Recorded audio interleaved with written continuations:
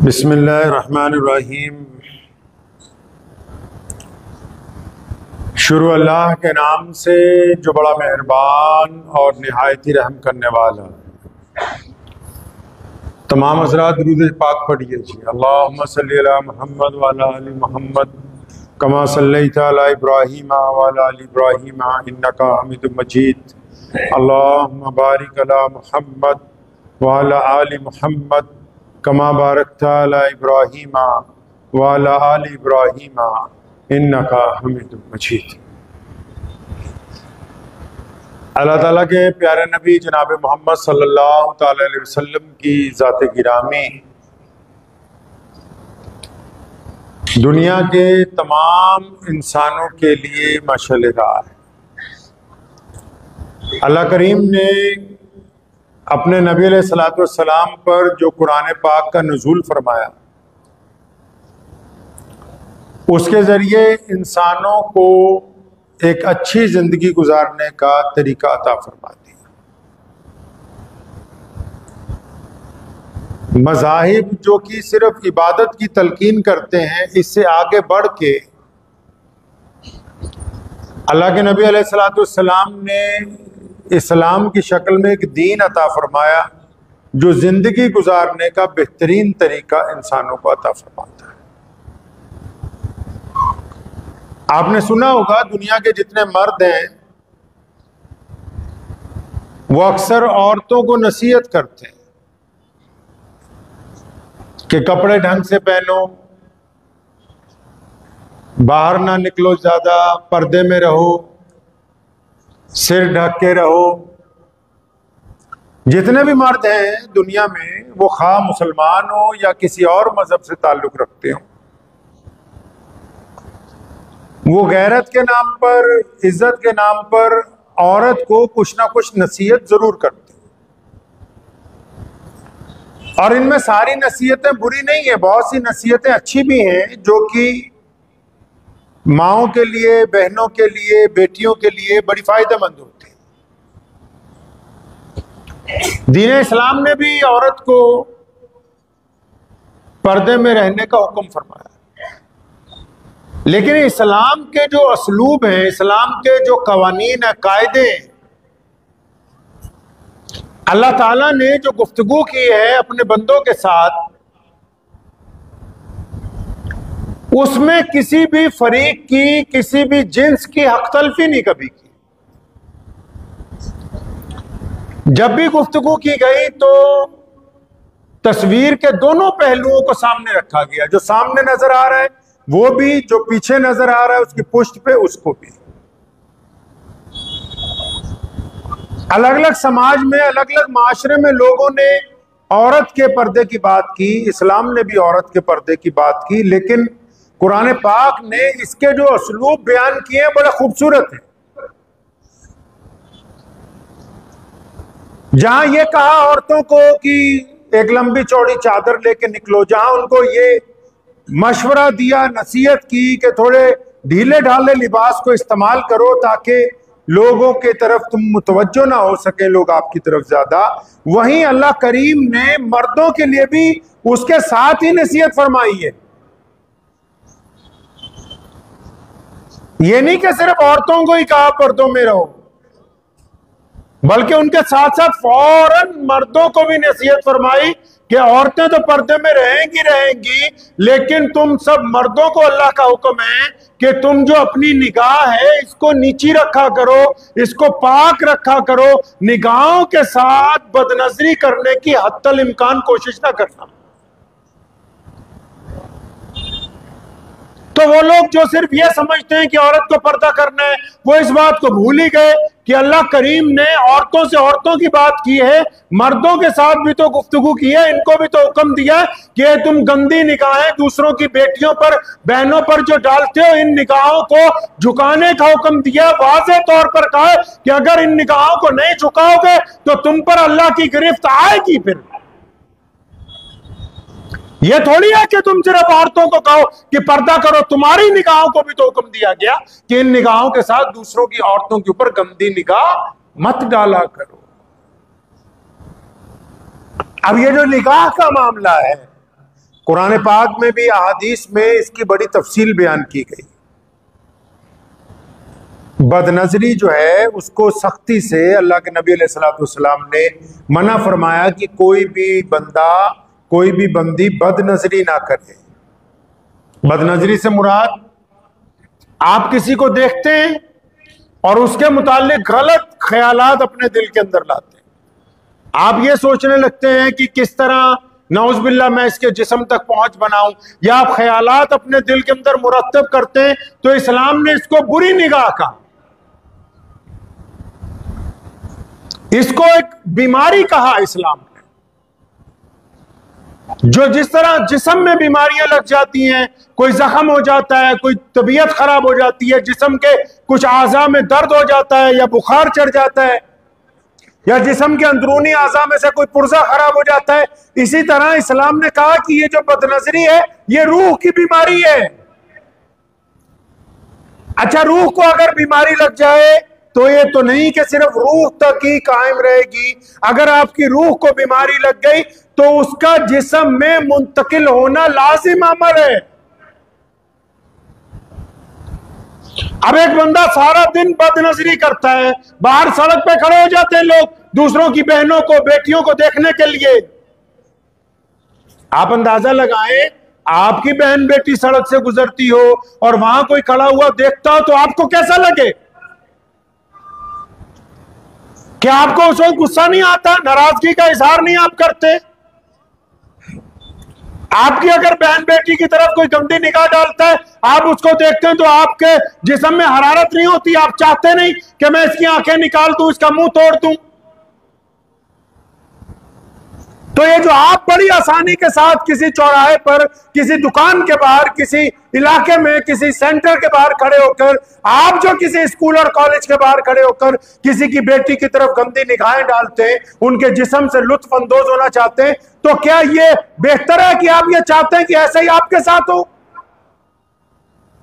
जाहिर सी बात है कि जो आप अपनी बहनों और बेटियों के लिए अच्छा नहीं समझते, तो दूसरे लोग भी इसको अपने लिए अच्छा नहीं समझते।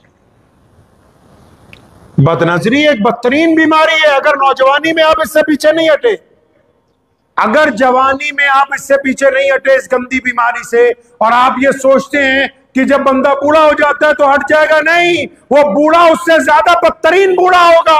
जिसने जवानी में लोगों की बहन बेटियों की तरफ गंदी निगाहें डाली, वो बुढ़ापे में उससे ज्यादा बदतरीन साबित होगा। रूह की बीमारी है। बहुत सारे लोग हैं, बहुत सारे लोग हैं जो नमाज पढ़ते हैं, जो गैर मुस्लिम लोग हैं वो भी ध्यान से, तो बहुत सारे लोग हैं आप में जो अच्छा काम करते हैं, जो गरीबों को खाना खिलाते हैं, जो यतीमों की खबरगिरी करते हैं, जो लोगों को कपड़े बांटते हैं, जो मोहताजों की जरूरतें पूरी करते हैं, फिर वो दुआएं भी करते हैं कि हमारे रब, हमारे खुदा हमें फला चीज मुहैया कर दे, हमारा फला दुख दूर हो जाए, लेकिन वो दुआ कभी कबूल होती ही नहीं।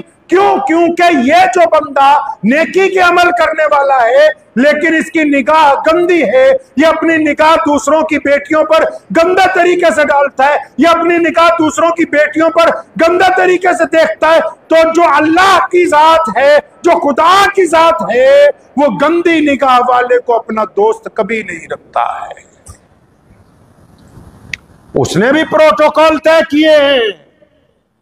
हम कहते हैं ना, दोस्त हमारा हो, बढ़िया हो, टैलेंटेड हो, कोई रईस आदमी हमारा यार बन जाए, कोई ओहदेदार हमारा यार बन जाए, कोई रिश्तेदार तरक्की कर जाए, हम रिश्ते निकालने लगते हैं उससे। अल्लाह ताला ने भी तय किए हैं, प्रोटोकॉल्स तय किए, मापदंड बनाए इसके, कौन लोग होंगे जो खुदा के दोस्त होंगे। ठीक है, लोगों को खाना खिलाना अच्छी बात है, कपड़े बांटना अच्छी बात है, गरीबों की मदद अच्छी बात है, लेकिन अगर वो इन नेकियों के साथ किसी की बहन और बेटी पर गंदी निगाह डालता है, उससे जिना का इरादा करता है, उससे बदखुल्की का इरादा करता है, गर्चे वो उस तक नहीं पहुंच सकता, लेकिन अल्लाह को इसकी ये गंदी निगाह नहीं पसंद है, ये जितनी मर्जी दुआएं करता रहे, अल्लाह इसकी दुआ को कबूल नहीं करेंगे। आप सोचते हैं बदनजरी कोई चीज ही नहीं?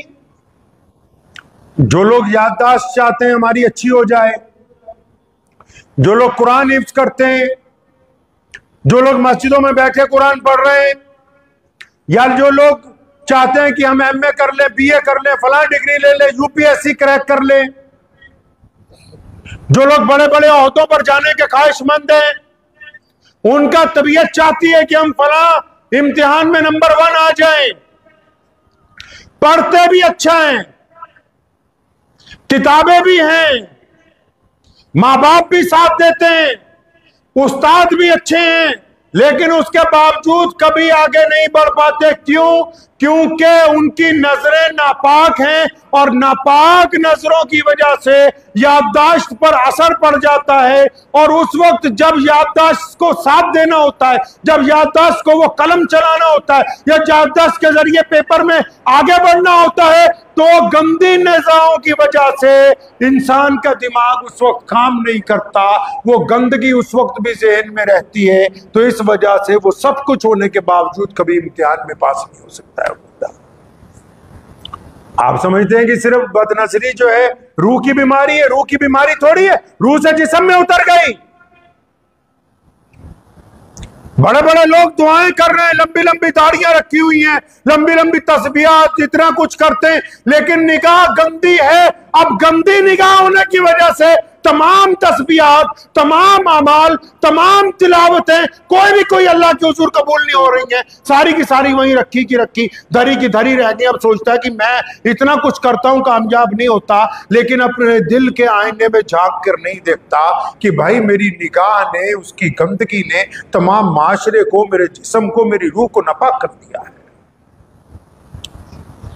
बदनजरी की वजह से दिल सख्त हो जाता है, बंदे का दिल सख्त हो जाता है बदनजरी की वजह से। गंद देख देख के, सोच सोच के। अब बदनजरी अकेले मर्द ही थोड़ी करते हैं, तुम भी सुनो, सिर्फ मर्दों की निगाहें गंदी नहीं है, औरतें भी इस बीमारी में मुब्तला हैं। अगर मर्द किसी पर गंदी निगाह डाले वो भी गुनहगार है, अगर औरत किसी मर्द पर गंदी निगाह डाले वो भी गुनहगार है। उसको भी तो चाहिए कि अपनी निगाह गंदी ना डाले किसी के बेटे पर, किसी के भाई पर, किसी के बाप पर। अगर आपकी निगाहें नापाक हो गई तो फिर पूरा जिस्म नापाक है। जिस तरह बाहर से वजू करते हैं और जिस्म पाक नजर आता है, इसी तरह जब तक निगाह पाक नहीं होगी अंदर का वजू नहीं होने वाला। निगाह की पाकी निहायत जरूरी, इसको आप बिल्कुल नजरअंदाज नहीं कर सकते। सालिबा रज़ियल्लाहु ताला नबी अलैहिस्सलाम ने फरमाया किसी औरत की तरफ एक निगाह पड़ जाए तो कसदन दोबारा ना देखें। कसदन समझते हैं? अब हम जा रहे हैं रास्ते में, किसी की मां बहन बेटी जा रही है, अब निगाह पड़ गई तो कोई बात नहीं। अगर आप कसदन दोबारा देखेंगे, कई बदबख्त ऐसे हैं ना, घर तक पहुंचाने जाते हैं, जब तक औरत नजर आती रहेगी बदबख्त उसको देखते ही रहेंगे। तो सालिबा रज़ियल्लाहु अन्हा को भी यह फरमान पहुंचा कि प्यारे पैगंबर अलैहिस्सलाम ने हुक्म जारी कर दिया कि दूसरी निगाह किसी औरत पर नहीं डालनी। तो अचानक एक जगह से गुजर रहे थे, खातून सामने आई, उन्होंने निगाह हटा ली, अचानक दोबारा उसको देख लिया।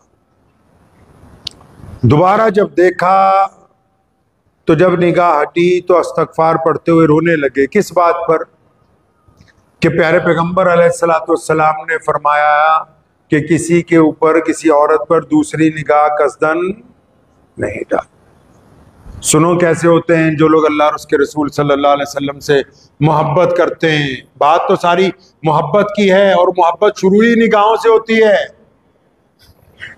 इंसान को जिल्लत की तरफ जाना है या इज्जत की तरफ? दिल का आईना है निगाहें। हम किसी से जब बात करते हैं तो उसके चेहरे पे, उसकी आंखें देख के समझ जाते हैं कि ये हमारा यहाँ आना इसके लिए अच्छा है या इसके लिए बुरा है, ये हमें पसंद कर रहा है कि नापसंद कर रहा है, हमारी तरफ तवज्जो दे रहा है कि हमें नजरअंदाज कर रहा है। आंखें इंसान के दिल का आईना है, उसके दिल का हाल बयान करती हैं वो, कि बंदा कहता क्या है। चाहे वो जुबान से ना भी बोले, हम लोग उसका चेहरा और आंखें देख के समझ नहीं जाते कि हमारे आने पे मुंह बना लिया, या हमारे आने पर खुशी का इजहार हुआ, हमारे आने पर आंखों में चमक आ गई, या हमारे आने पर आंखों से आंखें मिला ही नहीं रहा। आंखें तो इंसान के दिल का आईना है भाई। अब नबी अलैहिस्सलाम के सहाबी ने रोना शुरू कर दिया, रोते रोते मदीनतुल मुनव्वरा से बाहर निकल गए। किस बात का गम लग गया कि प्यारे पैगंबर मोहम्मद अलैहिस्सलाम ने फरमाया कि किसी औरत की तरफ दूसरी निगाह नहीं डाल। चलते चलते जंगल में पहुंच गए, रो रहे हैं। रात हो गई, दिन गुजरने लगे। कहाँ? यहाँ 1 महीने की गैर हाजिरी है मदीना मुनव्वरा में। नबी अलैहिस्सलाम ने पूछा भी कहाँ है, तो किसी ने कहा या रसूलुल्लाह सल्लल्लाहु अलैहि वसल्लम वो तो आजकल मदीने में होता ही नहीं, फलां जंगल में है, और जब भी कोई मिला है तो बस सालिबा रो रहा है, बताता भी नहीं कुछ क्या हुआ।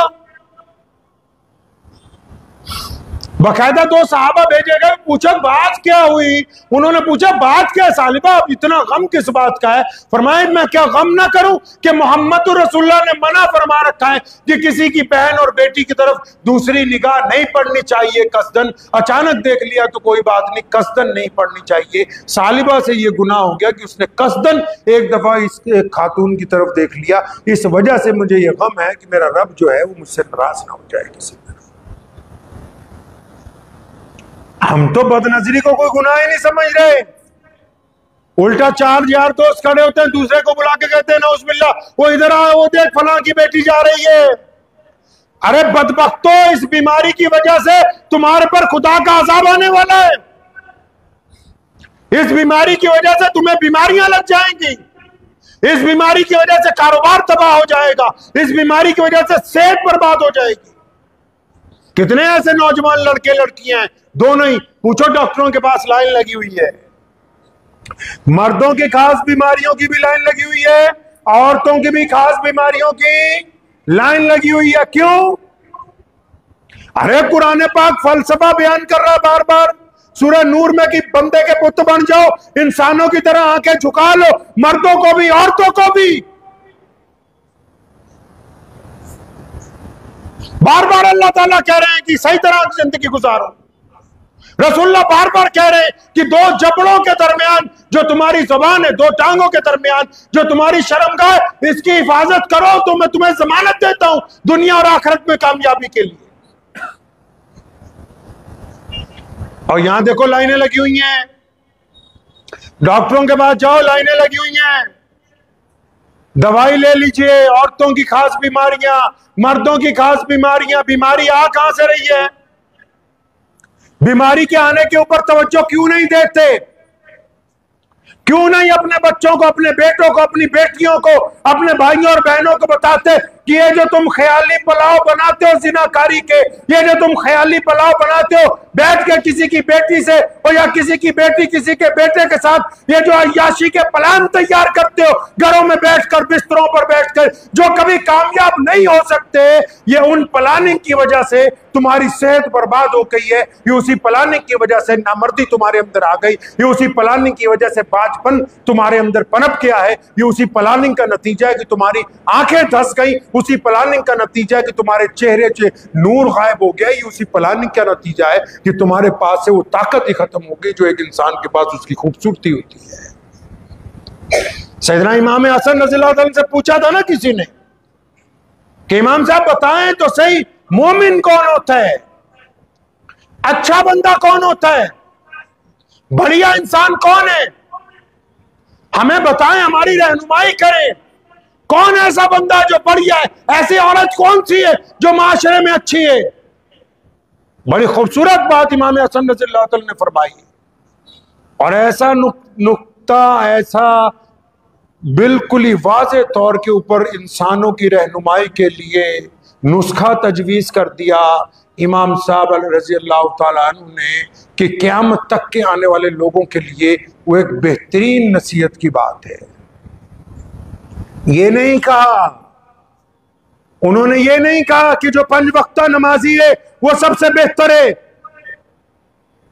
ये नहीं कहा कि जो तिलावत करने वाला है वो सबसे बेहतर, जो सफेद कपड़े पहनते हैं वो सबसे बेहतर, जो औरत बेहतरीन पर्दा करती है वो सबसे बेहतर, जो मीठा बोलता है वो सबसे बेहतर, जो सदका देता है वो सबसे बेहतर। ये अमल अच्छे हो सकते हैं लेकिन ये अपनी जगह है। मुहम्मदुर रसूलुल्लाह कहिए सल्लल्लाहु सल्लल्लाहु सल्लल्लाहु, आवाज नहीं आई, सल्लल्लाहु, हाँ, मुहम्मदुर रसूलुल्लाह सल्लल्लाहु अलैहि वसल्लम के नवासे इमाम हसन फरमाते हैं कि कान खोल के सुन लो कि बेहतरीन मर्द, बेहतरीन औरत, बेहतरीन बेटा, बेहतरीन बेटी, बेहतरीन कारोबारी, बेहतरीन नमाजी वो है जो जाहिरी तौर पर अच्छा नजर आता है, उसको हम बेहतरीन नहीं कहते। इमाम साहब फरमाते हैं कि जिसकी तन्हाई पाक है वो तुम में से सबसे ज्यादा बेहतरीन है। कितनी बड़ी बात फरमाई कि जिसकी तन्हाई पाक है। और तन्हाई किसको कहते हैं पता है? जब बंदा रात को बिस्तर पर अकेला होता है।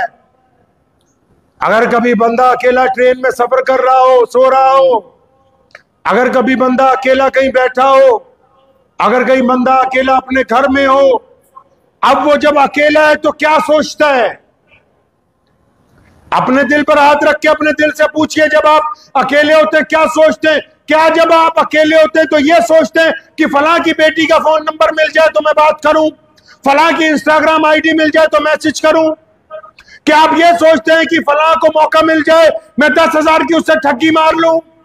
क्या आप ये सोचते हैं फलां घटिया माल मिल जाए ज्यादा पैसा में बेच दूं? या आप ये सोचते हैं फलां मुझ पे यकीन करता है मैं उसकी जगह पर कब्जा कर लूं? आप क्या सोचते क्या है जब आप तनाव होते हैं? आप जो सोचते हैं आप वही है। ये आपको खामख्याली है कि आप सैयद हैं, आप मीर हैं, आप पठान हैं, आप कुरैशी हैं, आप मलिक हैं, आप डार हैं। यह आपको खामख्याली है कि आप सुन्नी हैं, आप फलां हैं। आपकी जो तन्हाई है वही है आप। तन्हाई में अगर आप जिना का इरादा करते हो तो जिनाकार हो, तन्हाई में अगर ठगी का इरादा करते हो तो ठग हो, तन्हाई में अगर बेईमानी का इरादा करते हो तो बेईमान हो, तन्हाई में अगर चोरी का इरादा करते हो तो चोर हो। अगर तन्हाई में तुम्हारे इरादे नेक हैं, अगर तन्हाई में आपके इरादों में इबादत है, अगर तन्हाई में आपके इरादों के अंदर नेकी है, अगर तन्हाई में आपके इरादों में दूसरों की भलाई है, अगर तन्हाई के आपके इरादों में ईमानदारी है, तो फिर आप उसी कैटेगरी के इंसान हो। या अब आप खुद तय कर लीजिए कि दुनिया को दिखाने की बरादरियां आके अलग हैं, तन्हाई में आपकी बरादरी कौन सी है, आपकी नस्ल कौन सी है, या आप खुद तय कर सकते हैं, दूसरे को पूछने की जरूरत नहीं है। आप सोचते क्या हैं? आपकी बदनजरी ने आपको उस मुकाम तक पहुंचा दिया कि आज आप परेशान हैं। अरे एक मेयार होता था, एक दौर में लोगों का मेयार होता था, बादशाहों का भी मेयार होता था एक। आज तो लोगों के घरों में जो मुलाजमाएं खिदमत करती हैं, लोग उन पर गंदी निगाह रखते हैं। इनका कोई मेयार नहीं रहा,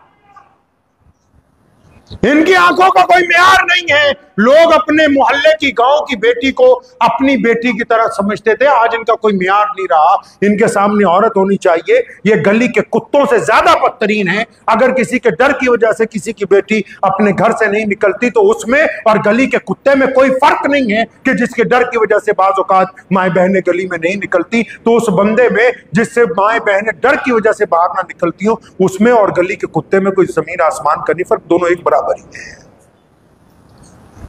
शरीयत ने असलूब तय किए हैं। आज इस्लामी ममालिक और मुसलमानों का गढ़ कहे जाने वाले इलाके, मुहम्मदुर रसूलुल्लाह कहिए सल्लल्लाहु अलैहि वसल्लम ने फरमाया था अपने सहाबा से कि एक वक्त आएगा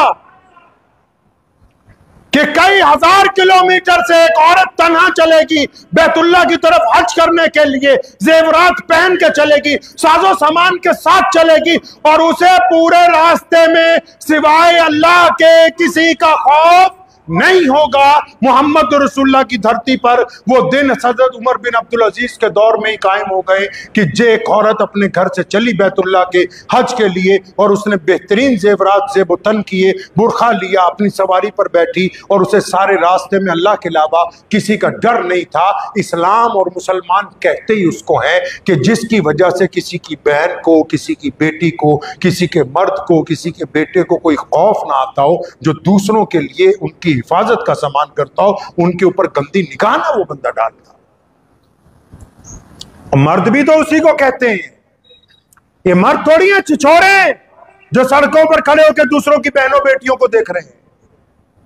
बदखुल्क लोग हैं ये, और इनके लिए अजाब का सख्त हुक्म है। मोहम्मद रसूलुल्लाह ने, अल्लाह ने बता रखा है कि तुम बदनजरी से हटोगे नहीं, तुम गंदी निगाहें नहीं डालने से हटोगे तो फिर तुम्हारे ऊपर सख्त अजाब आने वाला है। हम तो इसको बीमारी नहीं समझ रहे आज के वक्त में भाई, सारी बीमारियां इसी पे। अच्छा, सिर्फ बदनजरी यही थोड़ी है कि मोबाइल के बाहर सड़क पर लड़कियों को देख रहे हैं। अब तो रात को जब 10 बज जाते हैं अपने अपने कमरों में चले जाते हैं, तो ये जो खबीस आइटम मिल गई है मोबाइल, अब इसको भी आपकी मर्जी है, आप इसको अच्छाई के लिए इस्तेमाल कर लें, आप इसको बुराई के लिए इस्तेमाल कर लें। इसके अंदर भी तो है ना सब कुछ।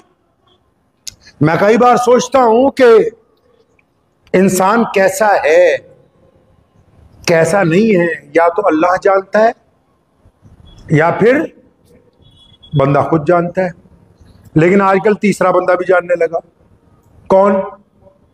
जो इन मोबाइल कंपनीज को, जो कंपनियां ऑपरेट करती हैं, उन्होंने इनके जितने ऐप्स हैं उनके ऊपर एक मीटर लगाया। फेसबुक कौन कितनी बार देख रहा है, यूट्यूब कौन कितनी बार देख रहा है, इंस्टाग्राम जिसको कहते हैं स्क्रीन टाइमिंग, यानी आप इसके ऊपर क्या देख रहे हो वो नोट कर रहा है। अब उन कंपनियों में जो एक्सपर्ट बैठे हैं, उनके पास बड़े बड़े लोगों, सबका पता भी किसके पास कौन सा मोबाइल चल रहा है। पहले तो अल्लाह जानते थे, एक बंदा जानता था। अब इस मोबाइल बदबख्त की वजह से कंपनी वाले भी जानते हैं कि कितने लोग अय्याशी की वीडियो देख रहे, कितने लोग बच्चों की गंदगियों की वीडियो देख रहे, कितने लोग जिनाकारी की वीडियो देख रहे, कितने लोग गुंडागर्दी की वीडियो देख रहे, कितने लोग चोरी करने के तरीके से सीख रहे, कितने लोग बेईमानी के तरीके से सीख रहे। अब उनको भी कंपनी में बैठे हुए पता लग रहा कि फला है, फला मोहल्ले में ज्यादा कौन सी कौम, कौन सी नस्ल जो है वो इसको इस्तेमाल कर रही है। तभी तो डाटा तैयार कर रहे हैं कि फला लोगों को फला चीज की ज्यादा जरूरत है, वो इनके माशरे में बिकेगी, उसको बेचो।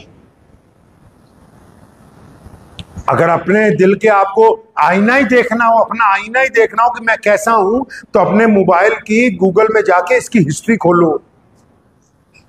हिस्ट्री में आपको पता लगेगा आपने हफ्ते में कितनी बार गंद देखा है, कितनी बार अय्याशी की है आंखों से। अब ये बदनजरी सिर्फ यही तो नहीं कि सड़क पर होती है, अब तो जेब में डाल के घूम रहा है बंदा, अब तो जेब में डाल के फिर रहा है। आपकी पाकीज़गी की गवाही आपका तो मोबाइल भी देता है ना। मेरे वालिद शेर इस्लाम मौलाना हबीबुर रहमान सानी लुधियानवी रहमतुल्लाह अलैह का जब इंतकाल हुआ, उनकी बुजुर्गी, उनके तकवे के हम सारी जिंदगी उनके कायल रहे। लेकिन मैं अपनी जाती बात बताता हूं, उनके इंतकाल के बाद उनका मोबाइल जब मैंने 1 साल इस्तेमाल किया, मेरी रूह इतनी खुश हुई, इतनी खुश हुई, मैं आपको बता नहीं सकता कि पूरे मोबाइल में एक भी चीज, एक भी मैसेज, एक भी ब्राउजिंग लिस्ट में कोई ऐसी शय ही नहीं जो शरीयत के खिलाफ हो। मर्द कलंदर है ही वो जिसका जाहिर और बातिन पाक होता है, जो जाहिरी तौर पर पाक नजर आए, और जिनका बातिन पाक ना, वो मर्द कलंदर नहीं हो सकते हैं, वो नहीं अच्छे इंसान हो सकते। ये भी तो गवाही दे रहा है ना मोबाइल आज के दौर में। कभी आपने सोचा है कि जिन लोगों के इंतकाल के बाद उनके मोबाइल उनके बच्चों को मिलेंगे, उनके दोस्तों को, घर वालों को मिलेंगे, तो कितनी शर्मिंदगी होगी अगर वो अच्छे ना हो। कभी आपने सोचा इस बारे में कि ये जो बदनजरी हम मोबाइल के जरिए कर रहे हैं, कल को क्या जवाब? अल्लाह के आगे तो शर्मिंदा होंगे ही होंगे, अपने माशरे में भी शर्मिंदा हो जाओगे। कुरान पाक को समझिए, ये सिर्फ इबादतों की किताब नहीं है। देखिए, एक आयत में अल्लाह ने पूरी इंसानियत के जीने का ढंग बयान कर दिया। सिर्फ इतनी सी बात कही है, औरतों को कहा कि तुम पर्दे में रहो, मर्दों को सिर्फ एक नुक्ते में समझा दिया कि अपनी निगाहें झुका लो। अब अल्लाह जानते, निगाह झुकी होगी तो पाक होगी, निगाह झुकी होगी तो ईमानदार होगी, निगाह झुकी होगी तो ये सेहतमंद होगा, निगाह झुकी होगी तो याददाश्त अच्छी होगी, निगाह झुकी होगी तो दिल ताकतवर होगा, निगाह झुकी होगी तो कारोबार में बरकत होगी, निगाह झुकी होगी तो नीयत के अंदर अच्छाई होगी। अगर ये निगाहें गंदगी से उठ गई तो तमाम का तमाम मामला इसका खराब हो जाने वाला है। झुका के रखेंगे इंशाअल्लाह। अपनी अपनी निगाह को झुका के रखना है इंशाअल्लाह ताला। और दूसरे की बेटी को अपनी बेटी समझना है, दूसरे की बहन को अपनी बहन समझना है। निगाह जब तक आपको यह एहसास नहीं होगा कि बद नजरी की वजह से सब कुछ तबाह हो रहा है, तब तक आप निगाह झुकाने वाले हैं नहीं।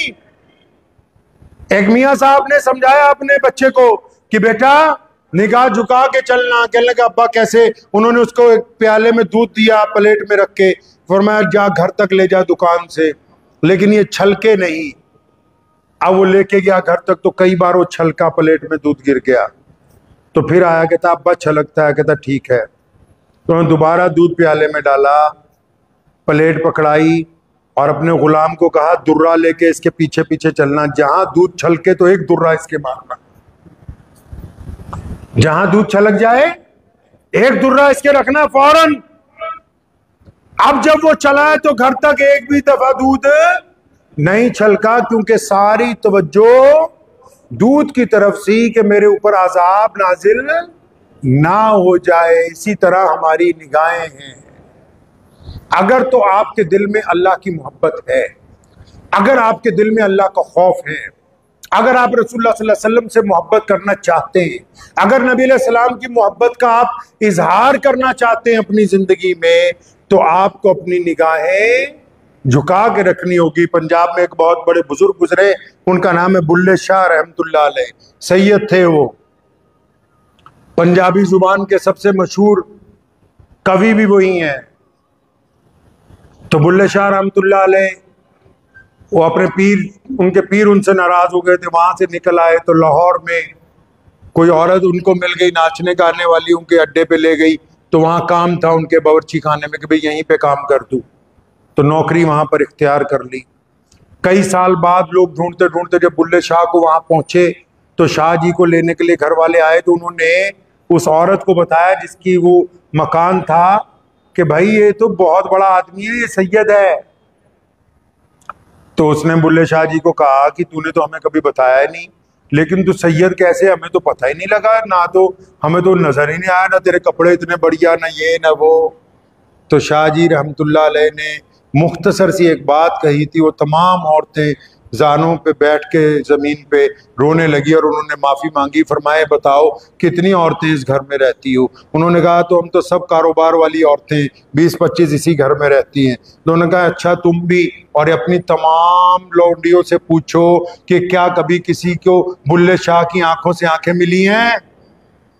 इनसे पूछो सबसे कि इतने साल हो गए यहां मुझे काम करते हुए, क्या बुल्ले शाह की आंखों में आंखें डाल के कभी बुल्ले शाह ने किसी से बात की है?